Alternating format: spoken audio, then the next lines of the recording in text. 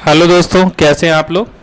दोस्तों, कनिष्ठ सहायक की जो वैकेंसी है इसका एग्ज़ाम डेट जैसा कि मैंने आपको कल बताया था, आयोग ने फाइनल कर दिया है।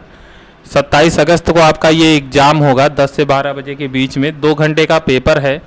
100 क्वेश्चंस आपके आने हैं 100 मार्क्स के। उसी में से मेरिट भी आपकी बनेगी और उसी में से आपका कट ऑफ आएगा, जिसके आधार पे आपको टाइपिंग के लिए बुलाया जाएगा। तो 27 अगस्त को ये जो रिटन एग्ज़ाम होना है, इसकी तैयारी हम लोगों ने स्टार्ट कर दी है। और इसमें 20 नंबर का एक इम्पॉर्टेंट पार्ट है यूपी स्पेशल स्टैटिक जीके का।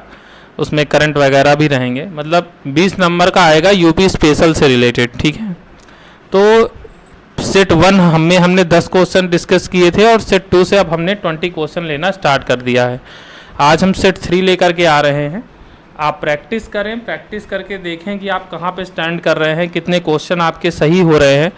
तो सभी भाई इसको प्रैक्टिस करेंगे और कमेंट बॉक्स में बताएंगे कि 20 में से कितने क्वेश्चन वो सही कर पा रहे हैं। ठीक है दोस्तों, इसके अलावा कंप्यूटर भी 15 क्वेश्चन उसमें आने हैं, उसके भी सीरीज हम स्टार्ट करेंगे।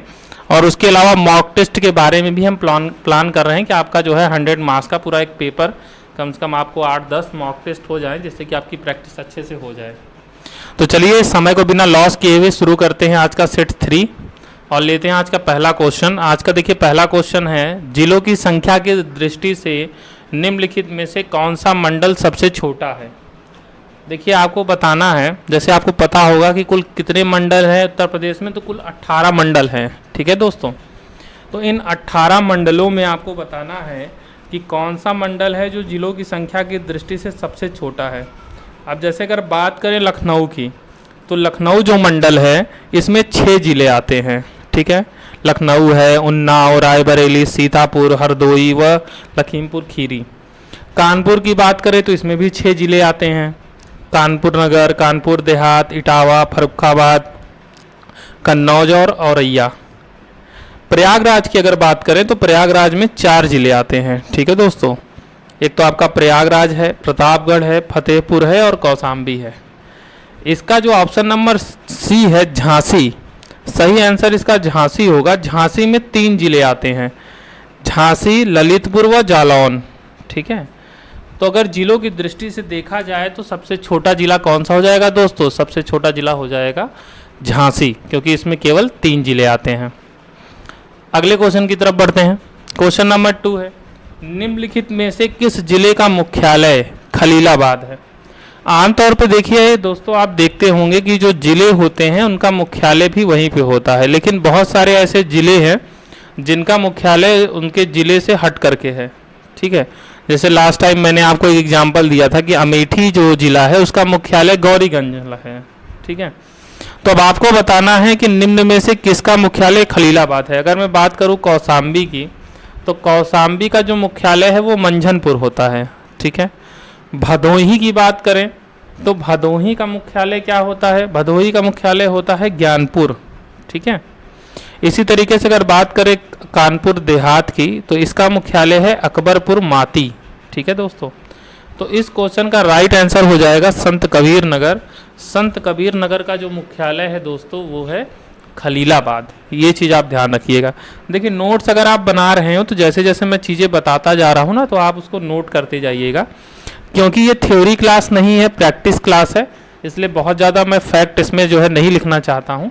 बस मैं आपको बता देता हूँ। देखिए जीएस स्टैटिक जी के याद करने का या तैयार करने का सबसे अच्छा तरीका है कि जितनी बार क्वेश्चन रिपीट हो आप उस बात को बार बार रिपीट करते रहिए। ठीक है, अब जैसे ये मुख्यालय वाला क्वेश्चन है तो आपको पता चल गया कि खलीलाबाद, संत कबीर नगर का मुख्यालय है खलीलाबाद, लेकिन बाकी के जो 3 ऑप्शन है उनको भी आप रट लीजिए एक बार, कौशाम्बी मंझनपुर, भदोही ज्ञानपुर, कानपुर देहात अकबरपुर माती। तो ऐसे करके जब आप मेमोराइज करते रहेंगे बार बार तो वो आपको हमेशा के लिए लर्न हो जाएगा।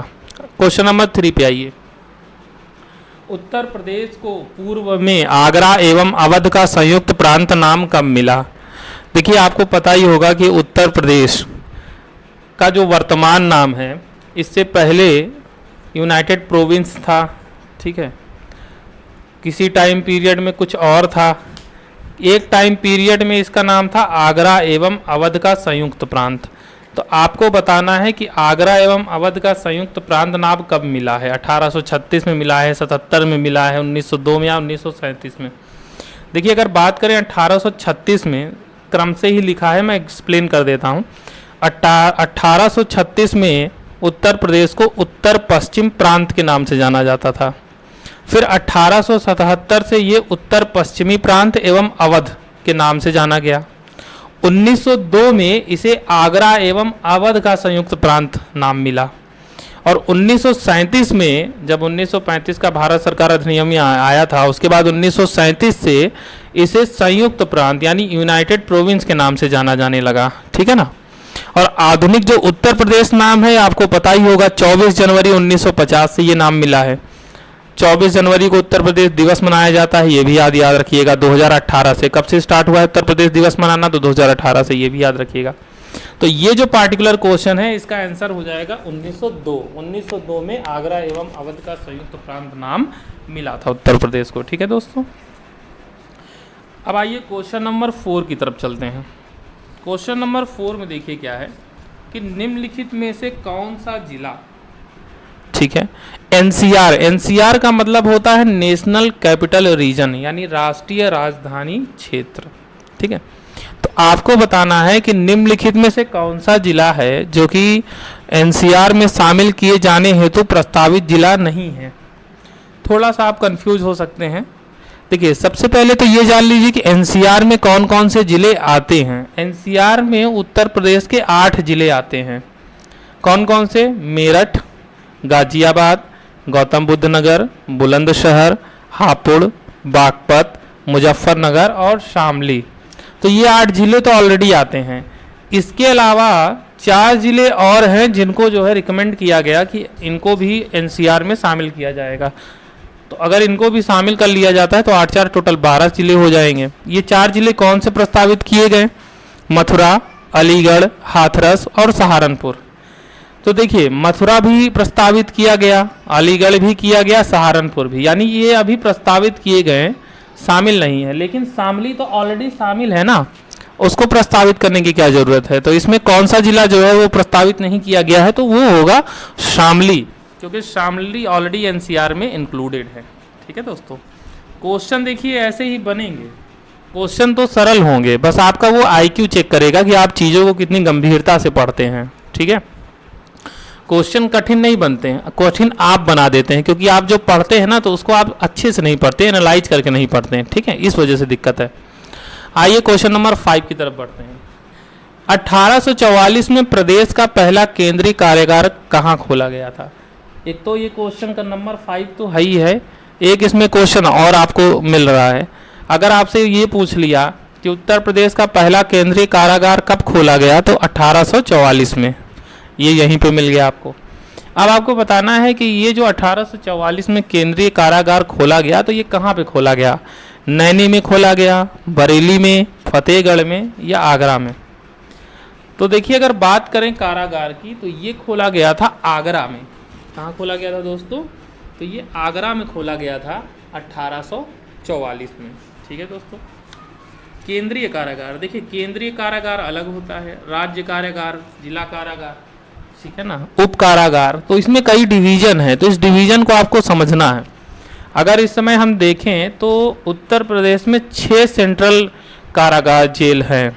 ठीक है, 6 केंद्रीय कारागार हैं, जिसमें बरेली है, आगरा है, वाराणसी है, फतेहगढ़ है, नैनी है और इटावा है। तो इन 6 जगहों पे केंद्रीय कारागार है। जहाँ तक है क्वेश्चन यही बनाएगा आपसे कि निम्न में से कहाँ केंद्रीय कारागार नहीं है या कहाँ पर है। तो ये 6 जो केंद्रीय कारागार हैं वो याद कर लीजिए। 4 तो आपके सामने ही है, नैनी, बरेली, फतेहगढ़, आगरा। 2 और याद कर लीजिए, एक वाराणसी में और एक इटावा में। तो 6 केंद्रीय कारागार उत्तर प्रदेश में हैं। अगले क्वेश्चन की तरफ बढ़ते हैं। प्रदेश में राज्य मानवाधिकार आयोग का गठन कब किया गया था? ठीक है, मानवाधिकार दिवस अगर आपसे पूछा जाए, कई बार ये क्वेश्चन पूछा गया है, मानवाधिकार दिवस कब मनाया जाता है, तो ये मनाया जाता है 10 दिसंबर को। ठीक है दोस्तों। एक संस्था है जिसका नाम है एमनेस्टी इंटरनेशनल। ये संस्था लंदन की है, इसका मुख्यालय लंदन में है और ये मानवाधिकार से संबंधित है। इसको भी आप याद रखिएगा। IAS, फिर उसके बाद कई सारे छोटे एग्जाम में जैसे PCS, RO में पूछा जा चुका है, इसलिए आपके भी एग्जाम में आ सकता है। तो दो चीज़ें इस क्वेश्चन से याद रखिएगा। एक याद रखिएगा 10 दिसंबर मानवाधिकार दिवस, अंतर्राष्ट्रीय मानवाधिकार दिवस, और एमनेस्टी इंटरनेशनल जिसका मुख्यालय लंदन में है, और एक मानवाधिकार संगठन राज्य जो मानवाधिकार आयोग है उत्तर प्रदेश में जो गठन किया गया था वो किया गया था 2002 में। ये डेट आपको याद रखनी है, ठीक है। और 1998 में, वैसे तो बहुत सारे फैक्ट है, 1998 में किसान क्रेडिट कार्ड योजना आई थी, ये आप याद कर सकते हैं। आइए अगले क्वेश्चन की तरफ बढ़ते हैं। ये क्वेश्चन बहुत अच्छा है। उत्तर प्रदेश की पूर्व से पश्चिम एवं उत्तर से दक्षिण की लंबाई क्रमशः है। क्रमशः बताना है, मतलब क्रम का बहुत आपको ध्यान रखना है, क्योंकि अगर ऑप्शन आप देखिए तो क्रम में ही परिवर्तन किया है। पहले पूछा है पूर्व से पश्चिम, तो पहले आपको बताना है ये पूर्व से पश्चिम कितना है।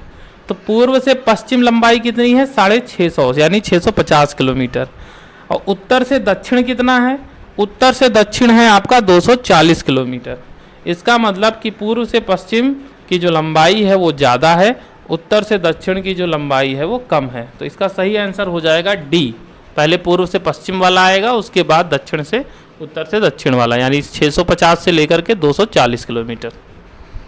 अगला क्वेश्चन नंबर 8, उत्तर प्रदेश में सबसे कम वर्षा निम्नलिखित में से किस जिले में होती है? अब देखिए आपके दिमाग में तो गोरखपुर बैठा हुआ है, अगर आप सवाल सही से नहीं पढ़ेंगे ना तो ये क्वेश्चन गलत करके आएंगे, आप फिर कहेंगे पेपर टफ आ गया, पछताएंगे। ध्यान दीजिए, इसमें आपसे पूछा है सबसे कम वर्षा। अगर अधिक पूछता तो गोरखपुर हो जाता, लेकिन कम पूछा है, तो सबसे कम वर्षा कहाँ पे होती है? सबसे कम वर्षा होती है मेरठ में। कहाँ पे होती है दोस्तों? माफ़ी चाहूँगा दोस्तों, सबसे कम वर्षा होती है मथुरा में। कहाँ होती है दोस्तों? मथुरा में होती है, ठीक है, मेरठ में नहीं। सबसे कम वर्षा होती है मथुरा में, ठीक है। तो कहानी भी बनी हुई है ना कि एक बार जब इंद्र ने बहुत ज़्यादा गुस्से में बारिश करने लगे थे, भगवान कृष्ण गोवर्धन पहाड़ उठा लिए थे, फिर उसके बाद श्राप दे दिया गया कि हाँ वर्षा ही नहीं होगी, ऐसा वैसा कहानी बनी हुई है। बट आप ये जान लीजिए कि मथुरा में सबसे कम वर्षा होती है, गोरखपुर में सबसे ज़्यादा वर्षा होती है। मेरठ खेल के सामान के लिए प्रसिद्ध है। मेरठ में ही बैरकपुर छावनी में मंगल पांडे ने सबसे पहले 1857 की क्रांति की थी। वैसे तो बहुत सारे फैक्ट हैं, जहां क्वेश्चन में आएगा हम लोग डिस्कस करेंगे। अगले क्वेश्चन की तरफ बढ़ते हैं। अफीम की सर्वाधिक खेती निम्नलिखित में से किस जिले में की जाती है? देखिए, जब भी अफीम की खेती की बात की जाए तो आपके दिमाग में दो चीज़ें गूंजती हैं। सबसे पहले फिलहाल तो इसका आंसर बताइए, बहराइच होगा, गाजीपुर होगा, बलिया होगा या बाराबंकी होगा? देखिए, जब भी अफीम का नाम आता है, खेती की बात आती है यूपी में, तो आपके दिमाग में दो नाम आते हैं, एक आता है गाजीपुर और एक आता है बाराबंकी, ठीक है। अगर बाराबंकी ऑप्शन में नहीं है तब तो आप गाजीपुर टिक करेंगे, लेकिन अगर बाराबंकी ऑप्शन में है तो आपको ऑप्शन बाराबंकी टिक करना है, क्योंकि सबसे ज़्यादा अफीम की खेती बाराबंकी में होती है। अगर क्वेश्चन ऐसा आ जाए कि अफीम की जो खेती है, इस अफीम की फैक्ट्री कहाँ पे है, तो खेती तो सबसे ज़्यादा बाराबंकी में होती है, लेकिन अगर फैक्ट्री पूछ लेना तो अफीम की फैक्ट्री कहाँ पे है दोस्तों? ये है गाजीपुर में। कहाँ है दोस्तों? गाजीपुर में है, ध्यान rखिएगा। आगे बढ़ते हैं। प्रदेश में राज्य दुग्ध परिषद की स्थापना की गई। आपको बताना है कि राज्य दुग्ध परिषद की स्थापना कब की गई थी? 1938 में या 1948 में, 1962 में या फिर 1976 में? देखिए 1938 में आप ये जान लीजिए कि 1938 में यानी लखनऊ में, कहाँ पे? 1938 में लखनऊ में देश व प्रदेश की प्रथम नियमित दुग्ध संघ की स्थापना की गई थी, ठीक है। 62 में प्रादेशिक कोऑपरेटिव डेयरी फेडरेशन की स्थापना की गई थी। और ये जो क्वेश्चन है कि राज्य दुग्ध परिषद की स्थापना ये की गई थी 1976 में, तो इसीलिए कन्फ्यूजन हो जाता ना, कई सारी चीज़ें हैं। 38 भी इंपॉर्टेंट है, 62 भी है और 76 भी है। इस क्वेश्चन के लिए तो सिर्फ 76 हो जाएगा। अगर पूछता है कि राज्य दुग्ध परिषद की स्थापना तो 1976 में। अगर पूछ लिया कि देश या प्रदेश की प्रथम नियमित दुग्ध संघ की स्थापना तो लखनऊ 1938 हो जाएगा। अगर पूछ लिया कि प्रादेशिक कोऑपरेटिव डेयरी फेडरेशन की स्थापना तो 1962 हो जाएगा, ठीक है ना। ये चीज़ें आपको ध्यान रखनी है कि सवाल पूछ क्या रहा है। ऑप्शन ऐसे दिए जाएंगे कि जो आप पढ़ते हैं और उसी में आप कंफ्यूज होंगे। आइए अगले क्वेश्चन की तरफ बढ़ते हैं। निम्न में से उत्तर प्रदेश का कौन सा जिला सई नदी के तट पर स्थित है? आपको बताना है कि निम्न में से कौन सा जिला है जो सई नदी के तट पे है। लखनऊ है, सहारनपुर है, कानपुर है, प्रतापगढ़ है। देखिए लखनऊ तो गोमती नदी के तट पे है, कानपुर गंगा नदी के तट पे है, सहारनपुर में यमुना नदी है, प्रतापगढ़ इसका सही आंसर होगा। प्रतापगढ़ इसका सही आंसर होगा। सई नदी के तट पे कौन सा जिला है? तो सई नदी के तट पे है प्रतापगढ़ जिला। ठीक है ना। आइए अगले क्वेश्चन की तरफ बढ़ते हैं। क्वेश्चन नंबर 12, नौ झील। देखते हैं कि इस क्वेश्चन का आंसर कितने लोग सही करते हैं। नौ झील प्रदेश के निम्नलिखित किस जिले में स्थित है? आपको बताना है आगरा में है। सुर सरोवर झील आपने याद किया होगा, आगरा में, ठीक है, जो कि रामसर साइड भी है। तो नौ झील कहाँ पे है? आगरा में, मेरठ में, हापुड़ में, मथुरा में। तो देखिए नौ झील दोस्तों ये है मथुरा में, ये आप याद कर लीजिए, इसको याद ही करना पड़ेगा। नौ झील कहाँ पे है दोस्तों? ये मथुरा में है। ठीक है ना, ये चीज़ आपको ध्यान रखना है। अच्छा, मथुरा में एक चीज़ आप और याद करना चाहें तो कर सकते हैं, सबसे ज़्यादा जो मेले लगते हैं ना वो भी आपके मथुरा में ही लगते हैं। करीब 86 के आसपास मेले लगते हैं। हालांकि मेले से भी क्वेश्चन हम लेंगे, हो सकता है इसी सेट में हो, नहीं होगा तो अगले सेट में होगा। तो सबसे ज़्यादा मथुरा में ही मेले लगते हैं, ये चीज़ ध्यान रखिएगा। और सबसे कम मेले पीलीभीत में लगते हैं। आइए अगले क्वेश्चन की तरफ बढ़ते हैं। प्रदेश की सबसे पुरानी यहाँ पे हो गया है, थोड़ा सा टाइपिंग एरर हो गया है, इसको माफ़ करिएगा। प्रदेश की सबसे पुरानी नहर पूर्वी यमुना नहर निम्न में से किसके द्वारा बनवाई गई थी? अकबर, जहांगीर, शाहजहां, औरंगजेब। और अगर मैं आपसे कहूं कि आप ये भी बता दीजिएगा कि किस सन में बनवाई गई थी तो और अच्छा हो जाएगा। देखिए जो पूर्वी यमुना नहर है ये बनवाई गई थी शाहजहां द्वारा 1631 ईस्वी में। ठीक है ना, किसने बनवाई थी? शाहजहां ने बनवाई थी 1631 में। बाद में अंग्रेज़ों ने इसका पुनरुद्धार भी किया था। अब आप सोचिए कि कोई 405 साल पुरानी चीज़ है तो उसमें डिफेक्ट आ ही जाएगा, तो पुनरुद्धार किया जाता है, उसको बचाया जाता है। तो पूर्वी यमुना नहर जो कि सबसे पुरानी नहर है, किसके द्वारा बनवाई गई थी? शाहजहां के द्वारा। पूछ लिया कब बनवाई गई थी, तो 1631 में, ध्यान रखिएगा। अगले क्वेश्चन की तरफ बढ़ते हैं। प्रयागराज में 12 संगम ताप विद्युत परियोजना किसके द्वारा स्थापित की गई है? ये क्वेश्चन आपको बताना है कि जो प्रयागराज से अगर आप होंगे तो जानते ही होंगे कि प्रयागराज के 12 में ये ताप विद्युत परियोजना है। 12 प्लांट के नाम से इसको जानते हैं। तो आपको बताना है कि ये जो 12 प्लांट है इसको किसके द्वारा स्थापित किया गया है। तो ये दोस्तों रिलायंस के द्वारा स्थापित किया गया है, बजाज के द्वारा, अडानी के द्वारा या टाटा के द्वारा। देखिए रिलायंस के द्वारा अगर बात करें, रिलायंस के द्वारा रोजा ताप विद्युत परियोजना स्थापित की गई है जो कि शाहजहांपुर में है। बजाज ग्रुप के द्वारा ललितपुर ताप विद्युत परियोजना स्थापित की गई है जो कि ललितपुर में है। ये जो परियोजना है ये परियोजना टाटा ग्रुप के द्वारा स्थापित की गई है। ठीक है दोस्तों, प्रयागराज में जो 12 संगम ताप विद्युत परियोजना है ये टाटा ग्रुप द्वारा स्थापित की गई है। ये चीज़ आप ध्यान रखिएगा। वैसे भी देश में टाटा ग्रुप का बहुत बड़ा योगदान है अपने देश को बनाने में। इन्होंने अपनी बहुत सारी संपत्ति, जो इनके फाउंडर हैं, जो इनके मेन चेयरमैन हैं रतन टाटा, उन्होंने बहुत सारी संपत्ति दान कर दी। अगर ना किए होते तो आज वो अंबानी से भी ज़्यादा अमीर होते। तो बिल्कुल इनका तो ऋणी रहना चाहिए, इंडिया को, प्रत्येक व्यक्ति को रहना चाहिए और इनके लिए काफ़ी इज्जत सबके दिल में होनी चाहिए। मेरे दिल में तो पर्सनली टाटा ग्रुप के लिए बहुत ज़्यादा इज्जत है। ठीक है, और मैंने सोचा है कि अगर भविष्य में, हालांकि अभी तो ऐसा कोई संयोग है नहीं, भविष्य में अगर कभी कोई कार, क्योंकि इनकी कार बहुत फेमस है ना टाटा की, अगर कोई कार ऐसी लेने की सिचुएशन बनेगा, भगवान की कृपा होगी, तो टाटा ग्रुप की ही गाड़ी सबसे पहले मैं लूँगा। आइए आगे बढ़ते हैं। और आपसे भी कहूँगा कि जब आपकी नौकरी लग जाएगी, जब आप जूनियर असिस्टेंट बन जाइएगा और ख़ुद की कार लीजिएगा तो टाटा की ही लीजिएगा। इतना योगदान तो आप कर ही सकते हैं। अगर देश को बनाने में टाटा ग्रुप ने अपना सब कुछ लगा दिया तो आप तो इतना कर ही सकते हैं। आइए आगे बढ़ते हैं। मुख्यतः उत्तर भारत में खाए जाने वाले पान में लगने वाला कत्था निम्न में से किस वृक्ष से प्राप्त किया जाता है? बनारसी वाले जो होंगे बनारस से रिलेटेड पान बहुत पसंद करते हैं। बनारस, प्रयागराज, मतलब यूपी में उत्तर भारत बिहार में यहाँ पे पान बहुत लोग शौक से खाते हैं। और यूपी का तो जो महोबा जिला है, महोबा है, बांदा है, ये सब एरिया जो है पान के लिए बहुत ज़्यादा फेमस है। ठीक है, पान की खेती बहुतायत में होती है। तो आपको बताना कि जो पान में कत्था लगता है वो कत्था किस पेड़ से, वृक्ष से प्राप्त होता है। चीड़ के वृक्ष से प्राप्त होता है, तेंदू के पत्ते से, सेमल के वृक्ष से, या खैर वृक्ष से।